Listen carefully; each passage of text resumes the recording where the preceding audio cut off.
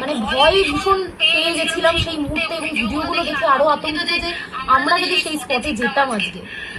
না মানে আমরা ক্যান্সেল করেছি, তাই নাহলে তো আমাদেরও যাওয়ার প্ল্যান ছিল। তো সত্যি কথা বলতে আমরা 8 দিন আজকে কাশ্মীরে আছি। প্রথম থেকে ভীষণ মানে সব জায়গায় ভীষণ ভালো মানুষজন, ভীষণ হেল্পফুল। মানে কাশ্মীর জিনিসটা ভয়ের জায়গা নয়, কিন্তু আজকে এই ঘটনাটা শোনার পরেও যতটা আতঙ্কিত হয়েছি, ভিডিওগুলো দেখার পর খুব খারাপ লাগছে। এবং একটা চেনা ফেস যাদেরকে দেখলাম সোমবারে সেদিন, তাদের মধ্যে একজন মারা গেছে, এই জিনিসটা ভীষণ একটা শকিং একটা ব্যাপার আর কি। মানে এইটাকে মেনে নিতে খুব কষ্ট হচ্ছে।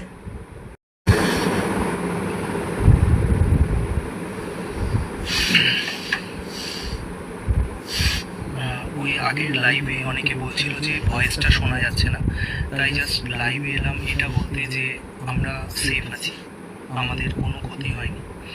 আর ভগবানের অশেষ কৃপা যে আমরা মানে কোনো রকম কোনো প্রবলেম ফেস করিনি। আমরা এখন শ্রীনগরে শালিমারে আছি, আমাদের পরিচিত একজনের